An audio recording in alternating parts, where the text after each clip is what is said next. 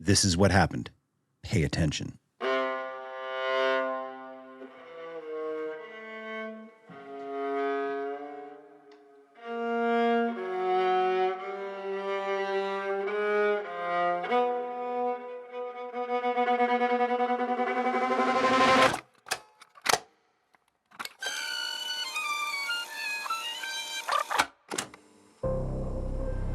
The rain falls heavy on the streets of Babylon. The gutters are filling up. The light is gray, diffuse, strange. The sun is lost in the clouds like it's never coming back. There is a mass of people, a throng even. But every one of them is walking around as if they were the only person in the whole wide world. They never look up. Never look around. Why would they? What is there to see? Deep below the earth, the subway creaks and rattles. On the streets, car engines moan and hum in the never-ending traffic. And above it all loom the skyscrapers, vast and faceless and silent, their cyclopean majesty reduced to a bland gray shadow. Hey, buddy, tell me, deep down in your soul, are you horny? Are you looking for that extraordinary erotic experience that will blow open your doors of perception? Can you imagine the magic of cinema and an intimate exchange with the beguiling mysteries of lust? Actually, I'm just... Or maybe you're looking for something more down to earth. Mother Earth. The Earth Mother. Yes, the allure of the ordinary, of crass desire splattered across the screen. The Pussycat has it all. Is this 66 Prospect Street? No, man, this is 64. 66 is down there. In the basement? Yep. Thanks. Enjoy.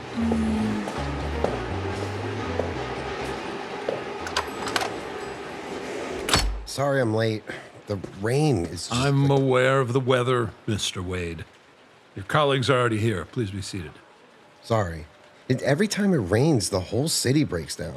It's all the blockage in the sewers, you know? Like, I read an article about it, and... So there is such a thing as too much shit, even in this city. It's mostly grease and wet wipes, actually.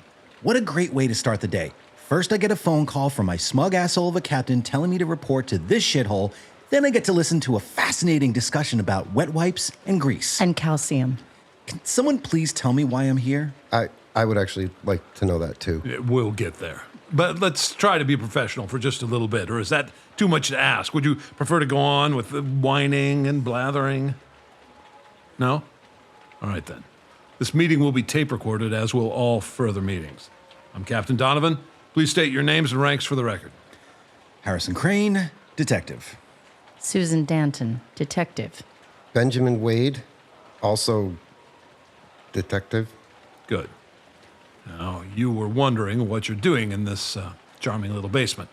The answer's simple. Due to your excellent work in each of your respective precincts, you've been assigned to the Unified Cold Case Task Force. Oh, fuck. What? I was in the middle of a case. All your open cases have been reassigned. You will be working exclusively for the task force from now on.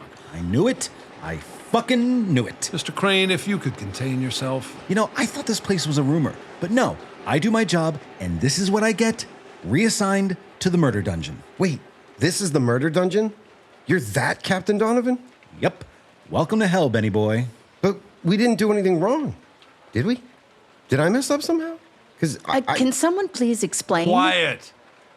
Now listen to me. Yes, you've heard the stories. Crazy old Captain Donovan and his filthy, stinky murder dungeon where they send you to work on unsolvable cases till you lose your mind. And yeah, everything you've heard is true. The reason you're here is because they want to fire you. But wait, why would they want to fire me? I haven't done anything wrong. You may not know why, but they're pretty sure they want you gone. Except for whatever reason, they can't fire you. So they send you to me, and I put you to work on the cases that nobody wants, till you get tired of smelling each other's farts and do everyone a favor and quit. Okay? That's the deal. Unacceptable. This is such bullshit. Unless you actually want to do something useful for once in your worthless lives, something that might make a difference. Yeah, don't think I haven't read your files. I know exactly what sort of people you are. Morons? No. Morons do fine in this job. Here's something much worse. Something the mayor and the commissioner spent a long time trying to eradicate. You're good cops.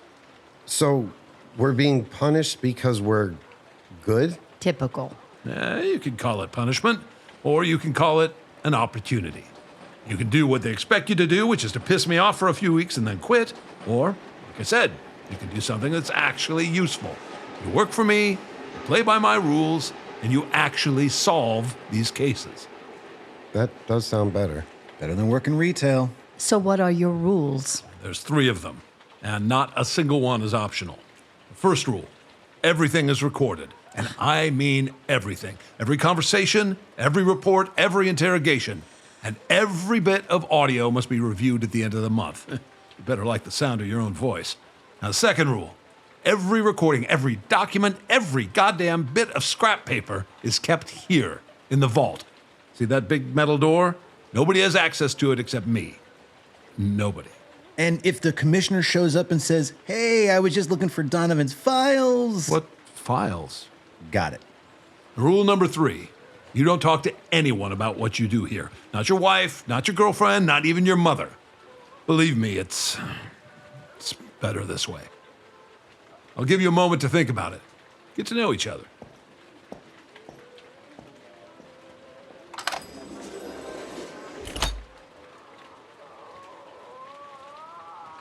Who watches porn at this time of day? What, you never heard of Morning Wood? Besides, that's a classic. You can tell what movie it is by the sound alone? Yeah, it's Cum Nuns too. Bad habit. Ugh. Disturbed? No. Impressed. Thank you. Can we talk about the thing that actually matters here? Do we have to?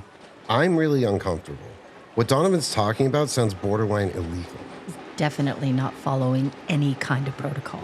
Right? I mean, record everything and then hide it in the crazy bunker room? It's not really what we signed up for. Agreed. So, what did you sign up for? If we're stuck here, might as well get to know each other, like you said.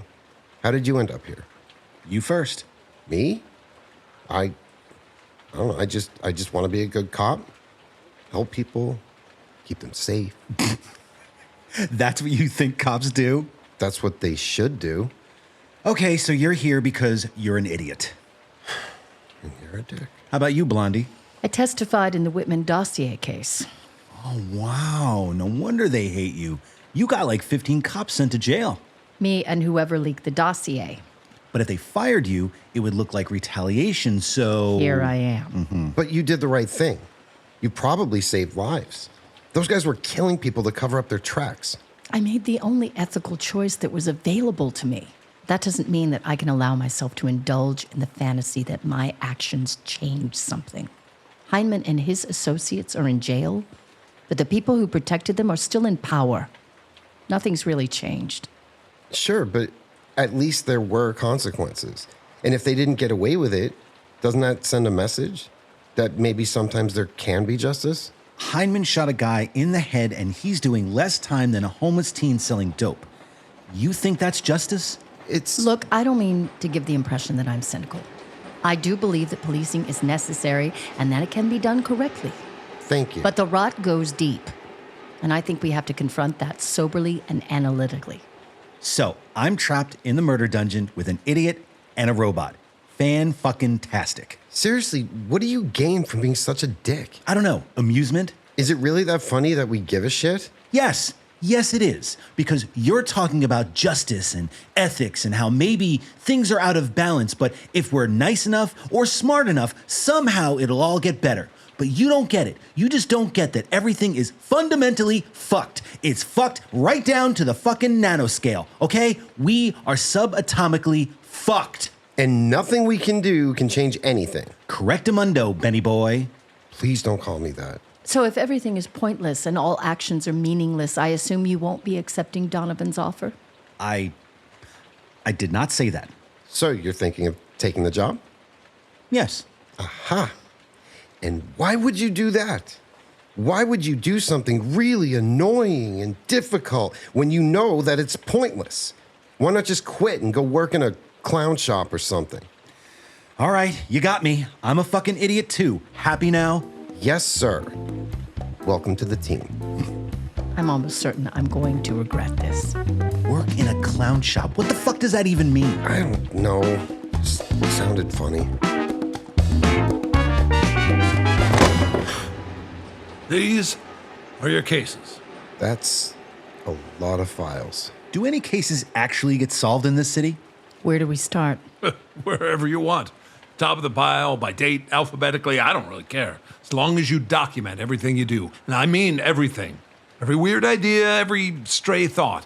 I don't just want your conclusions. I want the connective tissue. How you got from A to B to C and what you thought about it. You want me to document my shits too? If your shits are more interesting than your comments, then yes. Okay, the new boss is a bit touchy. Look, I don't have time. Just pick a case, get to work, document everything. Here, see if you can make sense of this one.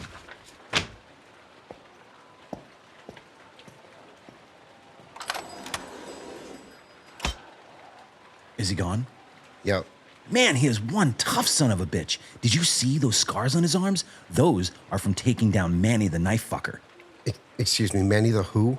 Manny the knife fucker. He was a drug dealer. I mean, he took about as many drugs as he sold. Not exactly a business genius, if you know what I mean, but he knew how to keep people in line. He had this big-ass knife. He used to cut up junkies who didn't pay their debts. One time, he carved his name into a hooker, right into her tits. He was like the fucking boogeyman of downtown for a few years. Charming. I remember reading about this. Donovan subdued him unarmed. Sure, that's one way of describing it. Actually, Manny cornered him in a dark street, came at him with a knife, slashed the hell out of him. But Donovan punched him so hard, a piece of his fucking jaw ended up in his brain. Ouch. Of course, some people wonder how a crazy-ass drug addict like Manny knew where to find Donovan in the first place. You think someone tipped him off? I think someone hired him. Donovan didn't exactly have a lot of fans in the department. This is all very interesting, but we should probably focus on the case. You're right. Sorry. Let's see. And we're back on the air. Hope you didn't forget your umbrellas this morning, because it's raining cats and dogs out there. Hey, Jerry, you ever seen rain like that? Yeah, crazy. Well, you know what? Maybe it'll clean up dockside. Wash all those drugs down the river. You ever see a flounder get high? Talk about a flying fish. So, on the surface, this looks pretty ordinary. The victim is Samantha Perry, 21, studied mathematics, supported herself by working as a waitress. She was staying in a motel because a water main in her building ruptured. Around 2 a.m., someone entered room 137 and stabbed her to death in her bed. The first suspect was the owner of the motel, Slobodan Vonitsky, but he had a pretty good alibi. The second suspect was Perry's estranged father. She was seen having a fight with him earlier that day. It looks like they treated him like he was guilty before they'd even talked to him, and he was targeted by the press. They ran his picture on the front page of the Post. Except then it turned out he's disabled. That doesn't disqualify him. Trust me, disabled people can be just as shitty as everyone else. True, but her motel room was on the second floor, and there's no elevator. And he doesn't have legs from the knee down. Industrial accident. Okay, fair enough. That does make him an unlikely suspect. Do we know what they were fighting about? I have a statement from the father. He says he thought she was hanging out with people who were a bad influence and throwing away her future. It's all very vague. When pressed, he couldn't provide a single name. Could be typical paranoid dad stuff, except someone actually killed her. The forensic evidence is useless, too. Not really surprising in a Fleabag motel like that. You turn on a blacklight in one of those rooms and it's like you're in a fucking Jackson Pollock painting. They probably found traces of cum on the ceiling. There's an image I didn't need. And apparently you're right. From two different guys, too. Yuck. Also, what were they doing? The strange thing is how she was discovered. 136 and 138 were empty, but a Mrs. Rhonda Weisberger was staying in 037 directly beneath Perry's room. She says that she heard the sound of a door being broken down, followed by loud female screams. She called 911 at 4:02 a.m. and officers arrived at the scene 25 minutes later. They found the door locked from the inside. Samantha Perry dead in her bed with her chest carved open. Oh, What? the photo is quite graphic. I probably shouldn't look at that. Come on, you're a cop. Don't be a holy shit. That's... fuck, man. That's not a murder. That's a Cannibal Holocaust sequel. Yeah, I really shouldn't look at that. Samantha Perry's liver was found on the nightstand. Her heart was cut into 4 pieces, and each piece was placed in a corner of the room. Shit. That sounds ritualistic. I agree. But it looks like the investigating officers couldn't find any links to cults or other religious groups. Although, it looks like they never asked the father whether the bad people he mentioned might be connected to that sort of thing.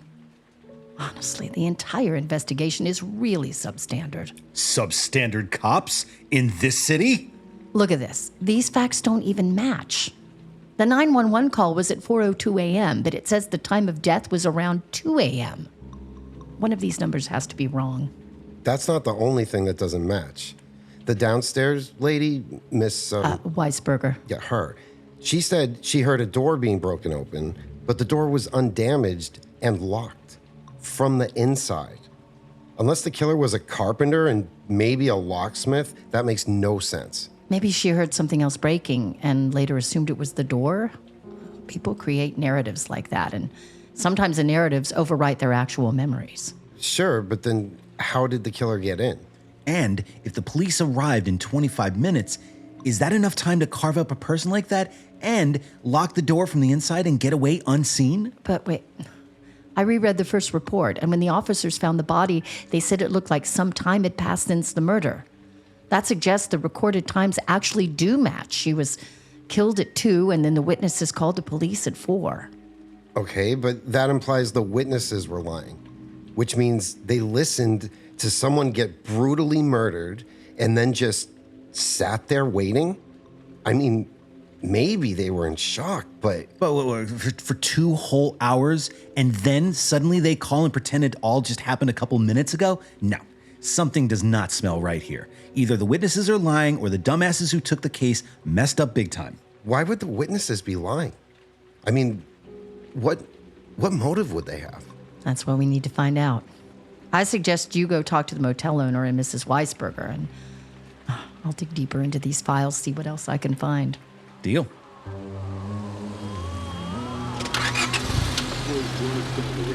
You ever see a flounder?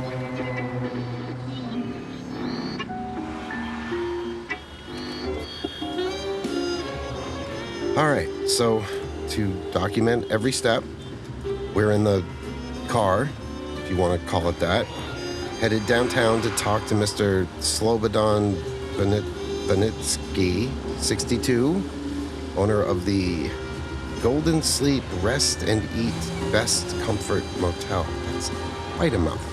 That's what she said. Really? What? That's what she said.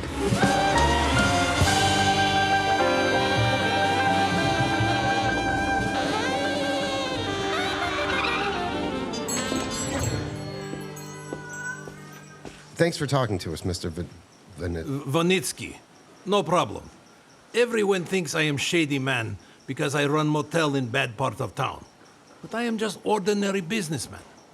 If I had money to run fancy hotel in Central Avenue, I would happily do it, yes? Big clean rooms, a nice spa, a restaurant with signed photos of movie stars. Sounds great. Instead, I have this shithole. But I do what I can. When I bought the place, the water that came out of faucets was brown. Now it's almost clean. I have 3 cats. They kill the cockroaches. They can't kill the big rats, but at least the big rats kill the little rats. And I really try to... We're not suggesting you did anything wrong, sir. We just want you to tell us what you remember. Okay. I just want you to understand, I am not criminal. When cops come, they treat me like I have something to hide. Like I am lying about the girl. I would never. Just tell us what happened. It is 4 in the morning. I'm sitting in my daughter's room. She is 7 and she has nightmare. So I'm there with my wife and her mother. She used to live with us. And we are trying to calm her down. Just when she stopped crying, I hear a bang and a loud scream. So I run out to see what happened. I hear more screaming, and it's coming from room 137. Miss Weisberger comes out, and she's yelling, "We have to call the police." I tell her, "You call." I go help Miss Perry. Now, you understand, I am shitting myself. I don't want to get shot by some maniac, but the screams are so horrible. I've never heard anything like that. So you run upstairs and then? I try opening the door, but it doesn't open. Because it's locked. But don't you have a master key? It's not locked. What? No, it's jammed somehow. The key won't even turn. I try to kick it open like in a movie, but I just hurt my back. So we wait for police. And you wait there the whole time? Yes. Nobody leaves the room? No. And there's no other way out? No window? No, nothing. I wish I had windows. It would help with the mold. He must have already left. How much time would you say passed between you hearing the first scream and the moment you arrived somewhere you could see the door to 137? Maybe 2 minutes, 3? That doesn't make any sense. I am telling you exactly how it happened. No, I don't think you're lying. But we're missing something. When you saw the crime scene, what did it look like? It was... I don't know how to tell you. I've seen bad things, yes? But this was... I thought, this can't be real. So much blood. And the girl, all cut up. I think, who does this? Who does this to a human being? Kill them and then cut their flesh and write on the wall. Wait, there was writing? That's not in the report. Yes, big letters over bed. What did it say? Strange words. I don't know what they mean. Can you try to remember? The first 2 words were the same. It was, mene, tek, something. That sounds familiar. There was also the tape I found later under bed. I gave to police. Another thing that's not in the report. What kind of tape? Magnetic tape, you know, for computer. It had something written on label, but hard to read. They do not teach calligraphy in schools here, I think. Do you remember any part of it? I remember 2 words. One was just letters. Abbreviation, maybe. It say NCC. What, like the Starship Enterprise? Huh? Never mind. What was the other word? AZATHOTH. What the fuck is that? I don't know, but I don't like it. I'm with you. I know this is a weird question, but how dry did the blood look to you? Not on the walls, but on the body. Was there any drippage? I'm not sure I understand. Did it look like the murder had just happened, or did it look like maybe a few hours had passed? I don't know. I only see blood on television. Fair enough. I did think that I expected it to look more fresh, but it had just happened. I heard it. Right. So what about Miss Weiss? Do you know where we could find her? In the graveyard. She was already very sick then. Shit, that sucks. Sucks more for Miss Weisberger. Sorry, he didn't mean it that way. Anyway, thank you for your time, Mr. V. We'll get back in touch if we have any more questions, but don't worry, you're not under investigation or anything. No problem. Please tell me if I can help. I feel very bad for this girl. She is not the first person to die in my motel, you understand, but this was different. We understand. Mr. Vonitsky, you said your daughter had a nightmare the night that Samantha Perry was murdered. Do you remember what that was? Yes, it was, how do you say, sleep paralysis. She cannot move, and at the foot of her bed, she see a thing like a man, but not really a man. More like demon in shape of a man, with a black tattoo of a serpent on his arm. She say the demon man stare at her, angry, full of hate, and she tried to scream, but paralyzed. And he just stare for a long time, and then slowly his mouth open, and she get very scared because inside his mouth is all black. Then she wake up. Did this kind of thing ever happen again? No, thank God. But she pee the bed many times. The fact that there isn't a single mention of the writing on the wall in the report is extremely extremely unprofessional. Who the hell did they put in charge of this case? It's weird, the files didn't actually say. No investigating officer is listed. Want to bet the tape is gone too? Let's ask Susan. Maybe she's figured out something useful. Oh, there's a payphone. Let me call her. Actually, you got any money? Sure. You don't have any cash? Bought myself a pretty expensive gift the other day. Okay.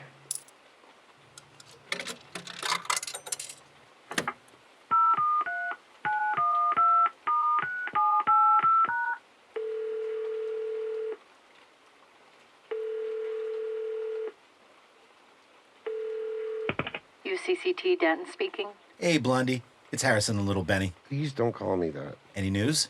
I found a stamp on one of the documents that suggests the case was handled by someone from the 7th Precinct. That's weird. Shouldn't it be the 6th? It should, but sharing cases is not exactly unheard of, especially since the 6th is notoriously understaffed. What is strange, however, is that the investigating officer, one Victor Lamont, had only been transferred to the 7th 2 days earlier and was transferred again 2 weeks later. Wait, did she say Victor Lamont? Yeah, why? I don't know. It sounds familiar. Do you know where Lamont is now? No, he seems to have vanished after he retired. Oh, ask her if there's anything in the files about a magnetic tape labeled as whatever, fuck you. A magnetic tape? No, nothing. Apart from the body, no evidence was recovered, but I have another lead. You remember the victim's father, Sherman Perry? Yeah, the press blamed him, but he couldn't have done it. Is it about the dad? I knew that was important. I have an address. Kind of. Kind of? It's the homeless encampment in eastern downtown. Shit City? Oh, finding him is going to be fun. I would suggest asking Dr. Nayar at the free clinic on the corner of Wilshire and 6th. Perry has several chronic conditions, and that's the only place where people in Shit City can go. Will do. Thanks, Blondie. If we die in a car crash, let the record show that this vehicle hasn't been maintained since the invention of the automobile. And let the record show that someone has carved I Heart Anal onto the glove compartment. I think we have to turn left here. Yeah, wouldn't it be nice if you could use the indicator? It's there for a reason. You ever been to Shit City? No, doesn't sound like a very nice place. To be honest, as homeless encampments go, it's not the worst. A lot of old people, even some families. And they have porta potties now, so the name isn't as accurate as it used to be. Still smells like shit, of course, just less. I don't know how this is even, how is this just something we accept? So many people living like that. That's just how it is, man. Is it though? I mean, is this, I don't know. It didn't seem like this when I was a kid. That's because your parents protected you. I guess so. It just, sometimes it feels like everything's slipping. That's those rose-tinted glasses, Benny boy. You got lucky. You had a nice childhood. Believe me, it was always like this. I remember.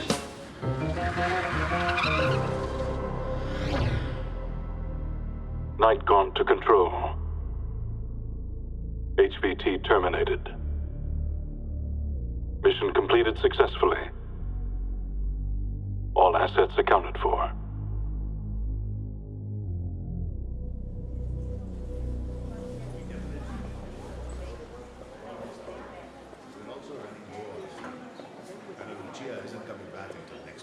So talk to Todd. He knows someone at, Oh, hello. Dr. Nayar? I'm Detective Wade. This is Detective Crane. We're with the UCCT. What can I do for you, gentlemen? We're looking for a man named Sherman Perry. We were told you might know where to find him. I might. Is he in trouble? No. We just want to talk to him about an old case. His daughter? Yeah. Look, Sherman's been through a lot. He's not the only one here who's lost loved ones in a terrible way. But what the police did to Sherman was, to speak plainly, it was shameful. If you're here to do more of the same, I would ask you to reconsider. We're not. Then please keep in mind that Sherman is a human being, not just a pawn in your investigation. And if you can actually help him, please do. The rain keeps falling. Relentless. Uncaring. Oblivious to the needs of the huddled masses in the encampment. The gutters are overflowing now, and the river has turned wild, but there is no coming flood to wash away the city's sins. No apocalyptic release. Darkness begins to fall. But though the stars are there, they're obscured. A different light illuminates the streets instead, the garish glow of neon. And perhaps it is better that way. After all, the stars are indifferent, are they not?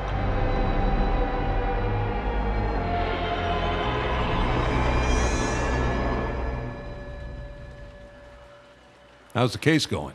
Detective Wade and Detective Crane should be on their way back from the downtown homeless encampment. If they manage to find Sherman Perry, we might have a new lead. If not, I'm not sure what else we can try. These cases aren't cold for nothing, you know. They're frustrating.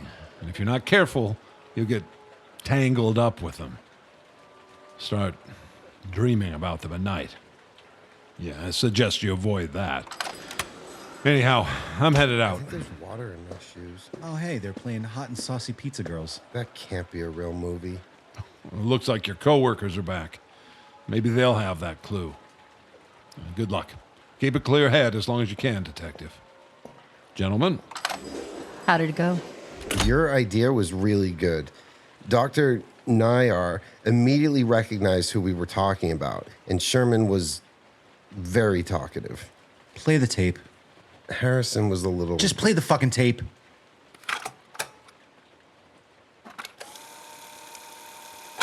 You took everything from me, you understand? Everything I had. My body, my dignity, my family, my friends. I kept fighting, trying to find a way. I tried so hard. I tried so hard. But no matter what I did, it just kept getting worse. I could never win, and when I thought I'd won, just for a little while, when I thought I could be happy, that was even worse. Because when it all came crashing down, I realized how fake my happiness had been. I tried. I really tried. Believe me, I wanted to be happy. I wanted my family to be happy. When I lost a leg, that wasn't the beginning. That was almost the end. When I started out, it was a good job. People forget that. It wasn't easy, but we did good work. We were proud of every machine that rolled off that line, and we got paid for it. My buddy Steve always used to say, the boss doesn't work and he makes millions while we only get a wage, but, I mean, we did get a pretty decent wage, you know? So I had a life. I had a family. My wife, she was real pretty and nice when we were young. But when we got older, she got hard, you know? She was tired all the time, and she got mean sometimes. Not really because she hated anyone, just, you know, she was disappointed because she thought things would get better. But we just kept getting poorer. And then the leg. The pain. The pain wasn't the worst part. I mean, it was bad. It was the worst pain I'd ever felt by a long shot. Feeling my bone break and the flesh just rip. I wish I could forget that. The feeling of flesh ripping. But when I couldn't work anymore, that was, you know, no job, no insurance. Probably would have been better if I'd died. I thought about that all the time, you know. What if I died? Would have been a lot easier for everyone. I tried to tell myself, no, you can handle this. You've been through worse, right? You'll find a way just like you always do. And I just didn't. I tried, but no jobs for people like me. Not even jobs for people who are young and whole. But my daughter, she wasn't like me and her mom. She was special. I know every dad says that, but she was. She was a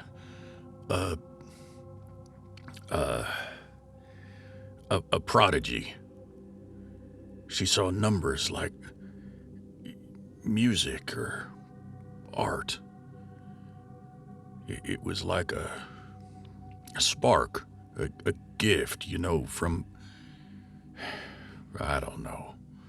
I don't really believe in God anymore, but if there was a God, that's the sort of gift he would give. When she was 10, she could do stuff that even her math teacher didn't understand.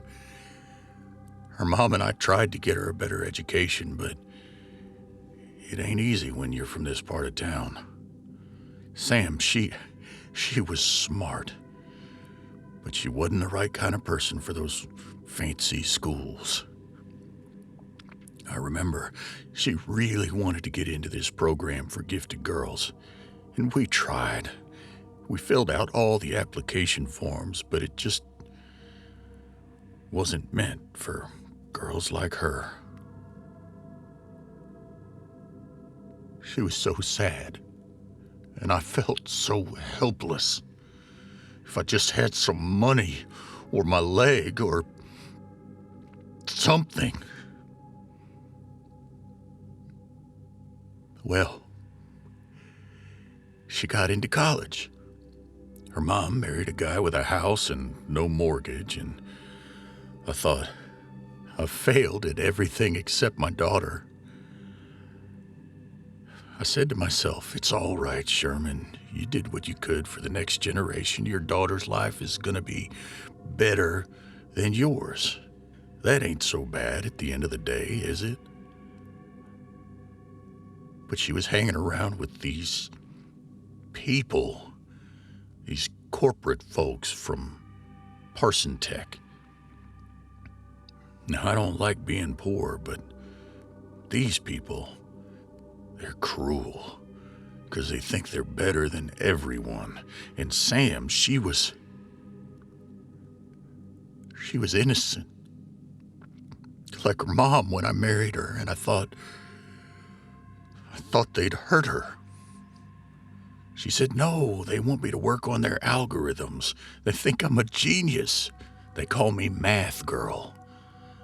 I just knew. I knew they were bad, but she was happy. And why would she listen to an old man saying, these are not your friends?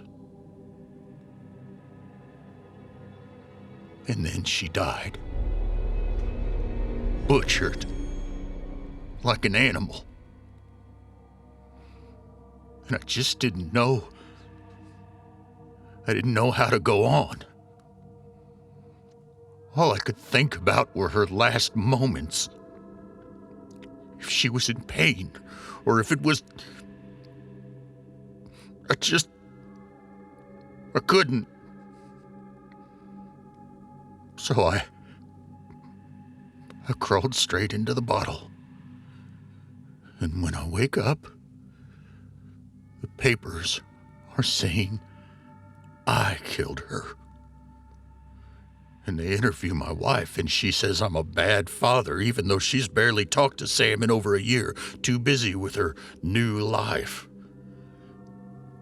And my friends, all of them except Steve, they think maybe I did it. Maybe I'm a murderer. Even though there's no logic, there's no reason. How could I ever... Steve tells me, fuck them. They were never your friends, but that don't help. Now I just know my friendships were fake. Half my life is just a lie. And I got nothing. All those years of working, and look at me. Look at me! You know how people always say, what if you could go back in time and kill some bad guy? I wish I could go back in time and kill myself. Fucking fucks. You okay, Harrison? No, just leave me alone. Look, if you need to talk about I said leave me the fuck alone! You know what bugs me, Jerry? Everyone says the mayor should do something about the sewers. But come on, I mean, how about you do something about the sewers, am I right? Stop flushing all that crap down the toilet, people! I feel so sorry for Sherman. He didn't do anything wrong, and the tabloids just turned him into a monster. You know, for the people writing those articles, he's just like a toy they play with for a couple of days. But for him, everything he ever had is gone or ruined. And they never take responsibility. They just do it again, and nobody really cares. When I testified on the Whitman dossier, I briefly actually thought the press would start digging into the case. You know that the official investigation covered less than 10% of the dossier? Yeah. But they made it personal. Heinemann, Spencer, Hansen, just a few bad apples, easily demonized and quickly forgotten. And they all did this, every single newspaper, no exceptions.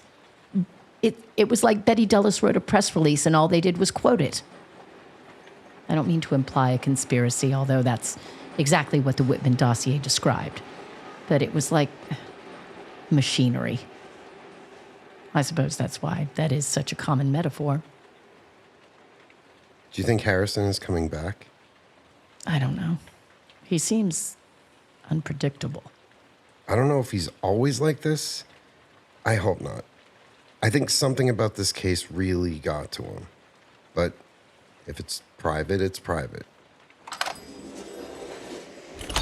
Harrison. Yeah, Okay, look, I'm sorry I blew up. I know I shouldn't let personal shit get in the way of work, but we gotta do something for this guy, okay? This whole case is about as foobar as it fucking gets, and there's no way we are actually solving it. There has to be something we can do, just something, so it doesn't end like this. I suggest we try to set out all the elements of the case and see if we can find an angle. All right. So, wait, the company he mentioned was Parson Tech, right? What do we know about them? Very little. Their business is algorithmic finance, something to do with supercomputers. They have a facility in the Heights, and the whole ground floor is one enormous computer. Okay, so Parson Tech wanted to hire Samantha Perry to work on their algorithms. So why would they harm someone they wanted to hire? Wait, could it be that she somehow stole the tape from them?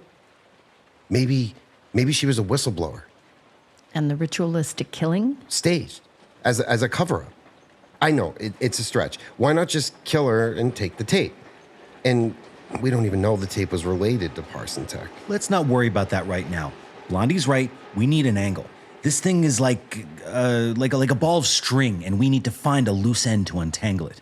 It's a nice metaphor. Thank you. Oh, maybe there's something in one of these files. Donovan seems to hoard data. Yeah, data and rat shit. I wonder how much more there is in the vault. Wait.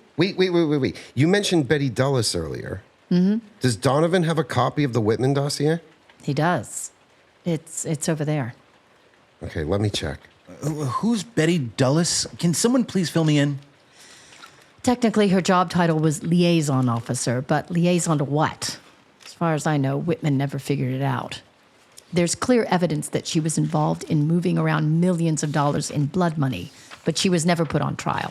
Instead, they gave her a job working directly for the mayor. Nice. I got it. Look at this. She got $50,000 from Parson Tech 2 days before Samantha Perry was murdered. The same day, Victor Lamont was transferred to the 7th, where he proceeded to do the shittiest job possible, lose the tape, and turn the whole thing into an unsolvable mess. She then sent half the money to another account, a company called Trapezohedron Electronics. That's a company owned by Earl B. Winfrey. He ran the mayor's re-election campaign. Son of a bitch. This really isn't a murder. It's a hit. Fuck! That's a pretty big leap, isn't it? Is it? $25K for the hit and $25 to cover it up. This isn't hard evidence, but the timing is suspicious. So, okay. Let's say you're right. If it is a hit, and that's a big if, what can we do about it? Is there someone who would take this seriously if we brought it to them? Well, I suspect there's a reason these cases were handed to Donovan. Look, I know it's easy to get cynical. Maybe it's true. Maybe this company had someone killed and then paid the mayor or one of his friends to cover it up. Maybe the mayor knows. Maybe he has no idea. Just took the money and had some guy shifted from one precinct to the other. But what can we do? Think.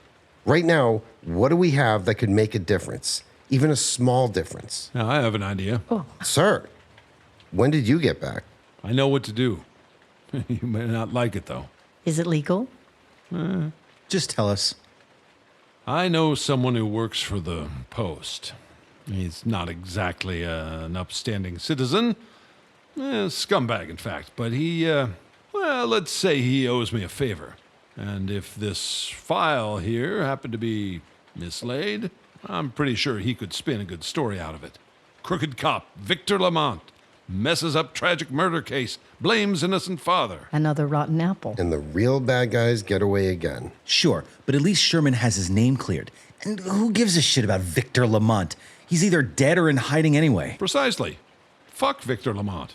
It's unorthodox, but I don't actually object. Yes, Detective Wade?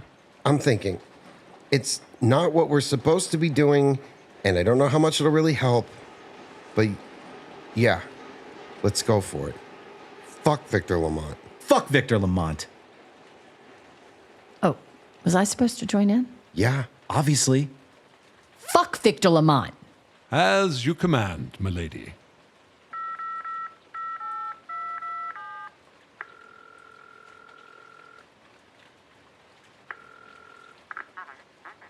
Lucas, this is Donovan. Yes, nice to hear you too. Yes. I'm glad you're well.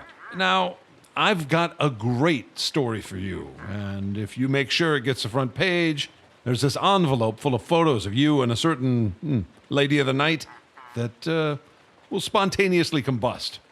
Interested? Yeah, I thought you might be. The rain fades. The clouds recede. The sun, distant and pale, rises over the harbor. The cars return to their streets and the subway trains continue their rattling, creaking journeys through the city's underbelly. It's not a rebirth, not a cleansing, just another day in the city. I don't know if you read the Post, Jerry. I don't know how much you read at all, but yeah. But anyway, looks like there's been a pretty shocking new development in an unsolved murder case from a few years ago. Remember that girl who got chopped up in that motel room? Well, seems a rogue cop called Victor Lamont messed up the evidence and then tried to blame the girl's father, a poor schmuck called Sherman Perry. Now, there's a real miscarriage of justice. Yeah, I agree. Sherman. What a name, huh? Real old-fashioned.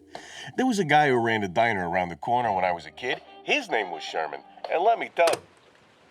We did it, I guess. I hope it helps somehow. Makes the guy feel vindicated, even just a little bit.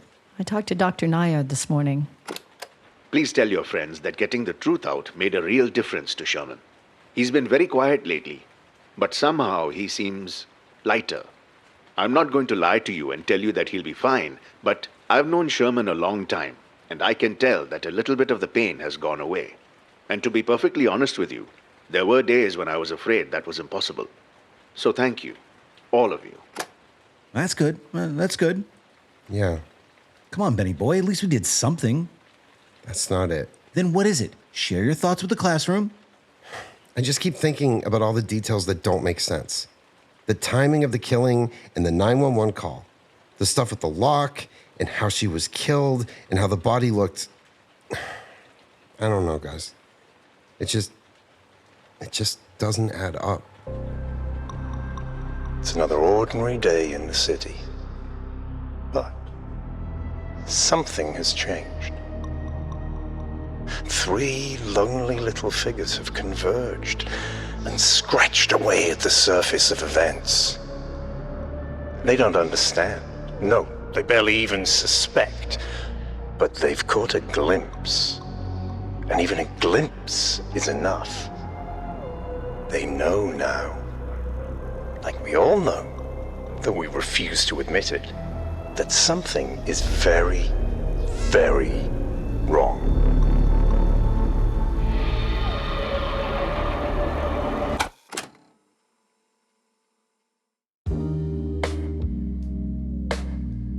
AZATHOTH Blues was written and directed by Jonas Kyratzes, with music and sound by Christodoulou, or, to speak their names in the ancient tongue, Jonas Kyratzes, και Christodoulou. It stars Adam Green, Joe Lynch, Kacey Camp, Sean Branney, and Peter Wingfield. For more information, as well as a complete cast list, check out the show notes or the official website at azathothblues.com.